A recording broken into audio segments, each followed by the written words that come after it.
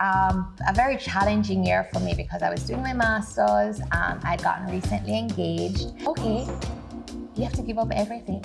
You have to give up the house that you bought. Here they were telling me, but you can't do this because you don't have a work permit. And I was like, but I'm Jamaican and I'll find a way to do this. You know? My husband had a passion for Jamaica. My husband had family here. I had family here. So I was moving back and I was like, it can't be that bad. You know, I can't fall on my face. Let's just start something. And it took me a while because coming back here, things are different now. You know, you don't have as many friends as when you left. You have to find a job and now work. I remember I was working in marketing, but I didn't love it. You know, I loved marketing in the States, but I somehow just didn't love the marketing here. And I was like, all right, here we go. Let's update the resume one more time. Let's do this. And I remember I got a job, started working, and not going to lie, when I moved back, I was like, this is hard, you know? We lived with my parents for a while, but it was better than not having somewhere to live. But we had a plan. And again, Lord, let me borrow that pen. Let's write this dream. You know, I want a house and I want a family, and, you know, and I remember Sean saying to me, all right, babe, what do we need to do to get there? And we backed out an exercise book and wrote down these things that we wanted to do. And we started making little things, you know. We bought a new car, okay. Said, all right, let's invest in a home, all right. And I remember talking to Sean and saying, okay, he never pressured me to like try again, you know. And I said, you know, after we build this house, we'll try again. I'll be ready. And in the middle of buying the house, like just after having this conversation, I remember I was like, you guys are different. Here it is, God and his pen one more time. And he was just like, pregnancy test positive. And I'm like, Lord, what this story is not following this path, you know? I remember, how was I going to tell my husband that we're not pregnant and building a house at the same time? And he was so excited. He was so excited. But suffering that loss, I couldn't be excited because it was almost like, let's take this one slow. We didn't tell anybody. The first baby, there was announcements and people started buying gifts and all of that. And I just could not go through that. So once I found out that I was pregnant again, I went through just a time of, I didn't enjoy it until like the very last trimester. And I was like, all right, let's try and enjoy it, because you pass that speed bump. It's gonna work. It's really happening. It's really happening. And then one day it just hit you with like immense joy, you know. And then I found joy in like shopping for baby things, but there was still this just nugget of disappointment that's sitting in the back that don't put too much into it, because, you know. And then I had my first beautiful baby girl, and she changed my life. Chloe Alexei has been such a joy to me, you know. We call her my rainbow baby, you know, because I had suffered not one, but 3 miscarriages. So Chloe was my rainbow baby. And here it was that we had a home, car, and just life. You know, and the curveball that really came at me when I moved back home was, so in my job, and my mother-in-law says to me, my mom's not doing so well, I'm going to go up and look after her. Do you mind coming and staying at Petals and Promises for a while? It's like, I don't think about weddings, but sure. And I remember asking for leave at my job, and I went over and I fell in love with weddings. I was doing my invitations and my stationery and my programs, and she gave me a little niche, and you know, she held my hand every step of the way to just foster this joy for these 2 weeks. I was like, oh. So when she came back, I said, hey, do you mind if I stay? And she literally, with open arms, said, that would be amazing. And I was like, All right. Gave my job 2 weeks notice and jumped into this world of weddings. And Mrs. Anderson, she'll never know how much of an influence she has had on my life. And everybody says, you want to be your mother-in-law? I do, and I love it. I absolutely love it. I jumped into this world of weddings, of just starting off by making invitations, and then she showed me how to do planning. And then I fell in love with doing tablescapes and making things pretty. And those words that my mom said to me about just do what you love. And I was like, all right, how do I go and tell my mom that, my degree in entrepreneurship and, graphic design, now I'm going to be a wedding planner, right? And I just remember she said, but do you love it? And I said, I do. And here I realized at that moment, here I was trying to write my story this entire time. And it was at that moment when I said, Lord, I don't know what I'm doing. Take the pen, do what you're doing. Let me know how it goes, and just learn to let go. It was at that moment that he said, I'm going to lend you my pen, but you're now going to start writing love stories for people. You're now going to become a part of their love story. You will help them to create their dream wedding. And I was like, yes, it was that moment that I just let go, and Mrs. Anderson allowed me to come in, have new ideas, do wedding expos, meet new clients, jump into the destination wedding market. And she's been with me every step of the way, just holding my hand on that journey. And now I don't regret coming back home. What I do here, I would have been one in a million wedding planners in Miami, Florida. But here in Jamaica, being one of the top 5 wedding planners here has been such an honor. Top 3, top 2, not number 2. It has been such an honor, to do what I love. And I love my team. I love my village that I have. This is what I do is not possible without grandparents. I'm able to call and say, hey, can you come get the kids this weekend because I have an event. My mother and father-in-law, my husband, my nanny that I had since I was a kid is now raising my kids in Jamaica. And for me, I felt like life came full circle for me, and that taught me that sometimes you have to start over. Sometimes you have to go back to the beginning to open whatever new chapter, but you have to go back. And while it was hard for me at the time, I've never regretted it. I'm now here just doing what I love in a country that I love. And at first I was like, oh, am I going to be an ambassador living in Jamaica for Jamaicans and, being able to show people what our culture and what Jamaicans can do. And I do that, but I just do it in a different light. When destination brides fly down and want that Jamaican experience, we are able to be those cultural ambassadors for them to leave not just with having an event and having a wedding, but having an experience, having their guests come and experience our island that we love so much, And my story looks a little different than what I envisioned being a 16-year-old girl moving to Florida, going to college and finding a job that would sponsor me to stay, or just finding a way to stay in the United States and live out what I thought at that time was that dream. There was a different plan and there was a different story to be written. And I know, this December we'll be married 17 years. We have 2 beautiful baby girls. I have Chloe, Alexia, and Gianna Marie. And they're growing up here in Jamaica, and that's what I wanted. I did say to my husband that I want my kids to grow up in Jamaica.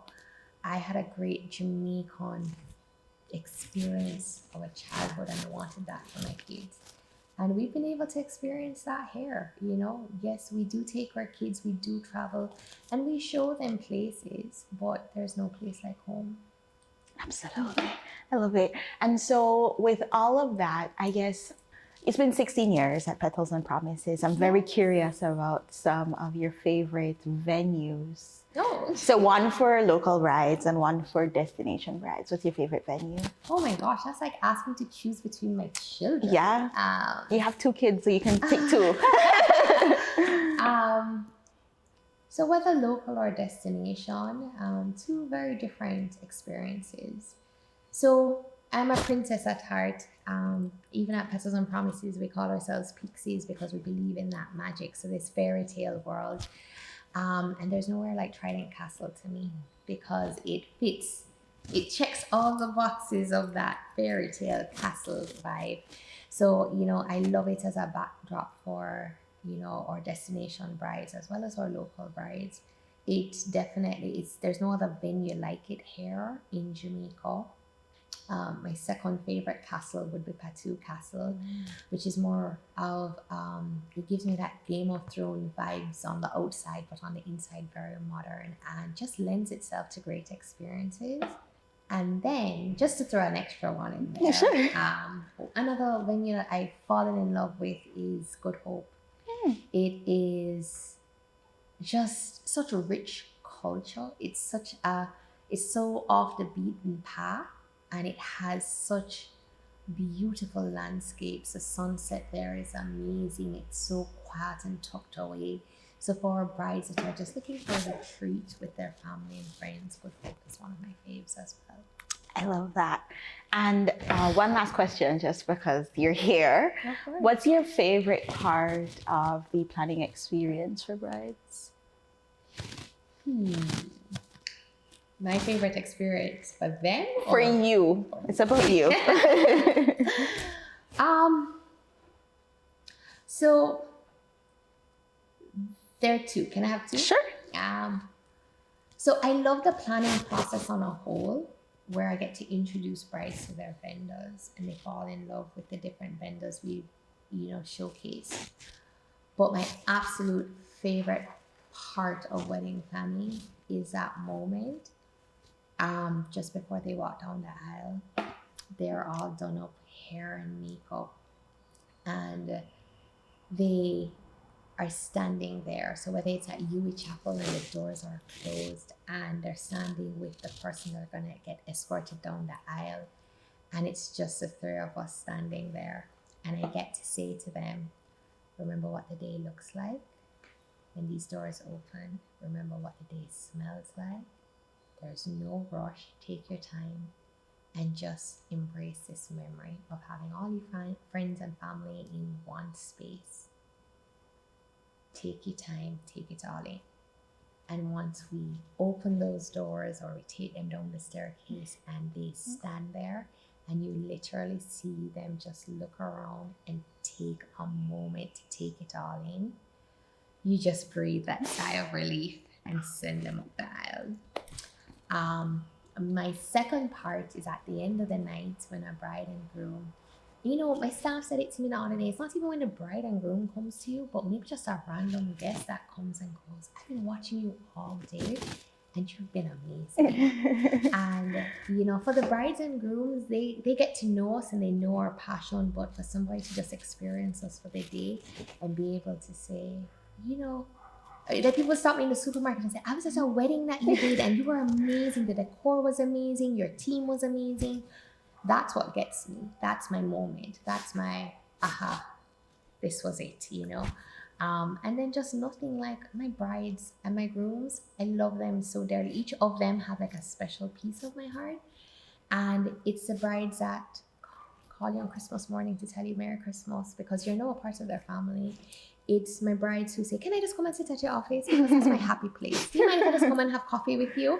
And I feel like it extends well beyond the wedding day. I have brides and grooms who, when they get pregnant, they let us know, I'm there for their first birth of their babies, and they finish school or they go to nursing, and just being able to experience life with your chosen family who are our class, I really love that.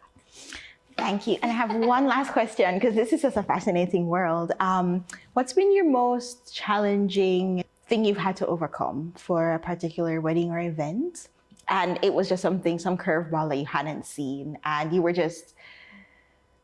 found a solution, but it was just something that you just couldn't have predicted. Well, we can't talk about that. Some of these brides have no idea. Okay, I love that. Here's the thing. So every wedding is different, and every wedding has its own challenges. Every wedding is different and unique.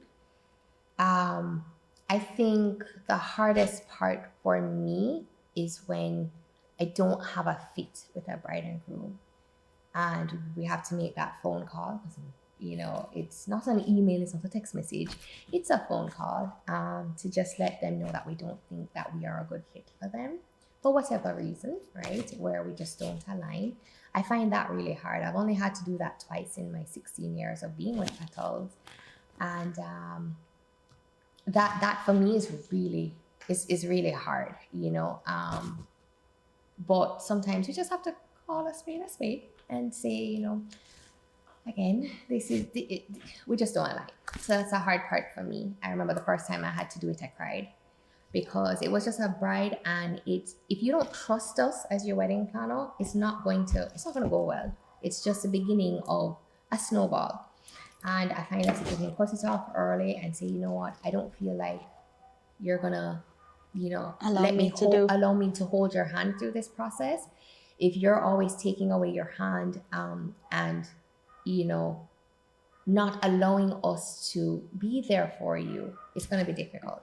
And I remember the very first time, it was Arlene at Terra Nova and my mother-in-law, who just kind of held my hand at that time and said, you have to let this one go. And that was really hard for me. Lots of solutions. So at Petals and Promises, we're solution oriented. It's whether a family member has promised to bring something for a wedding and they have forgotten it. It's something as simple as, like, sometimes clients don't want a tent, and we know what our weather is like. And I remember one bride in particular who, the Thursday before her Saturday wedding, it was just pouring. And how does that new challenge go? The don't judge. What does it say? It says, we listen, we don't judge. We listen, we don't judge. Whenever I need a client to make a decision about a tent, I call them when it's raining. We listen, we don't judge. And we say, hey, let's talk about that plan B that you don't really want, but I think is necessary. And I tell people all the time, rain doesn't spoil a wedding. One of my best weddings that I've ever had, it poured, like tropical storm poured. And they were dancing on the tables. They had a good time. And that bride, and she knows who she is to this day, sends me the most referrals. And it was just a moment. I pride myself on being able to find the beauty in the chaos. Being able to take any situation and find that silver lining. And that's what we do for our brides. So it can be pouring cats and dogs. It doesn't mean that your wedding day is messed up, right? It just means that the vision looks a little different. It means that, again, we're just going to take that pen and we're going to turn the page and we're going to write a new story, So we enjoy that problem solving aspect, and then things happen, Let's say Auntie forgot the cake in Kingston and the wedding is in Negril. You have to find a cake in the next 2 hours for the wedding. We've done that. And this is why I hire professionals. We love family, but they can only do so much. I try to think. We always joke that there is always going to be a book about just things that we have solved and clients don't know about.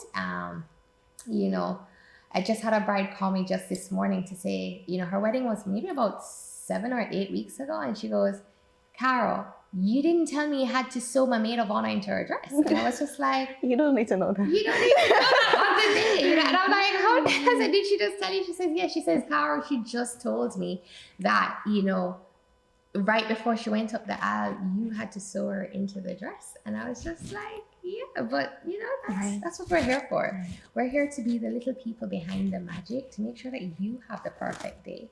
And I think our brides appreciate that because we don't need to make a big deal about a spoiled zipper. We just need to fix it, Right. you know? So little things like that.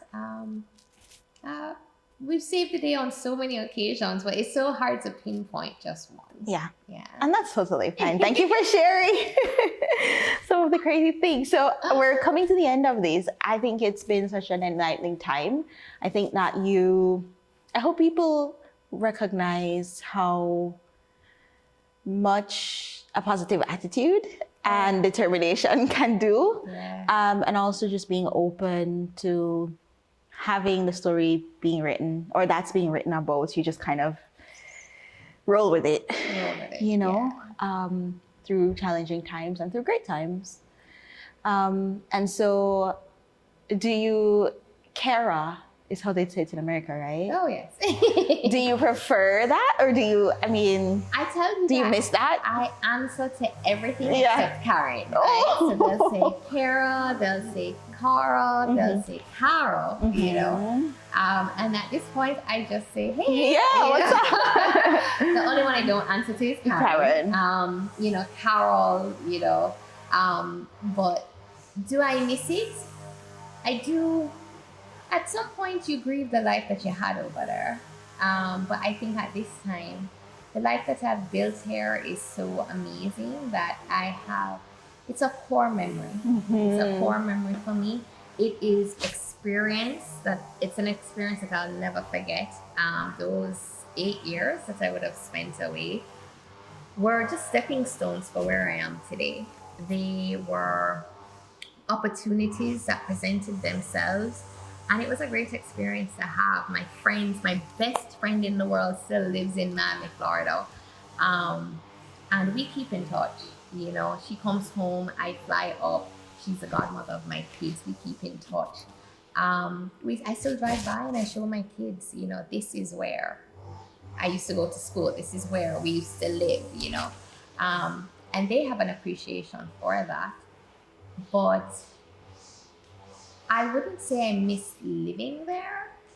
I love my life here. I love the life that we built together here in Jamaica. Sean and I are so blessed to have our village.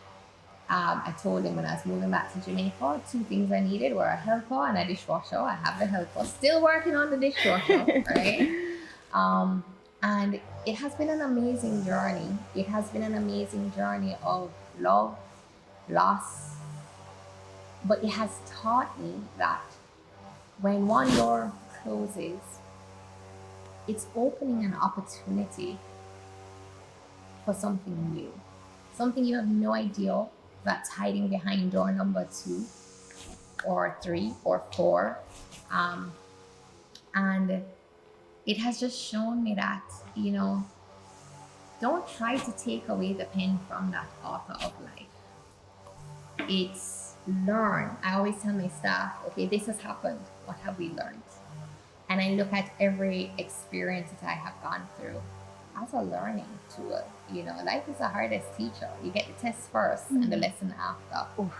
And that's what this life for me has been. You know, I learned so much along the way, but it's been going through some hefty exams to get here. And I can't see it any other way. I can't see growing up in any other Caribbean island but Jamaica. I went and I experienced life in the United States and I came back home. There is no place like home for me. It has been love, laughter, and my happily ever after. Bars! Okay, so the very last thing is 3 tips. You've given so many gems today, but if you had 3 tips for people who are moving back home after a long time away. 3 tips.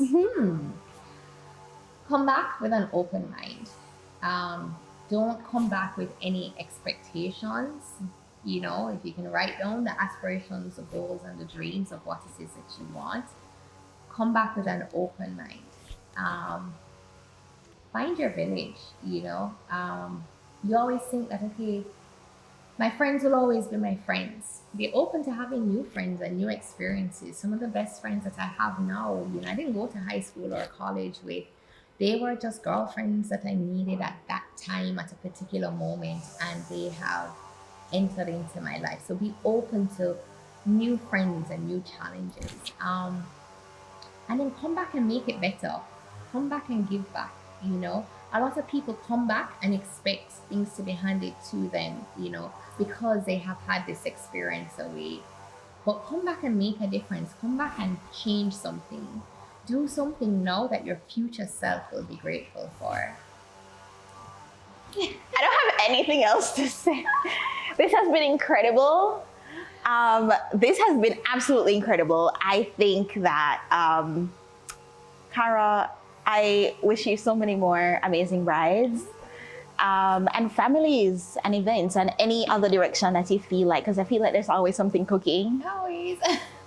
And that, you just have many more seasons and that your girls experience everything you want them to experience. Thank you for that. And thank you for having me. I mean, it's so funny that, I've always wanted to share that story of coming back home. So when I saw your email, I don't think I was even at the end of the email. Of course, I recognized the name and I was like, yes, I was like, thank you for allowing me to share my story with you and with your audience, Sometimes you don't even know. I found myself tearing up and I'm just like, why? This is an old story. You've lived. It's in the past, But these moments and being able to share these stories is also healing, from just things you just didn't know were just packed up.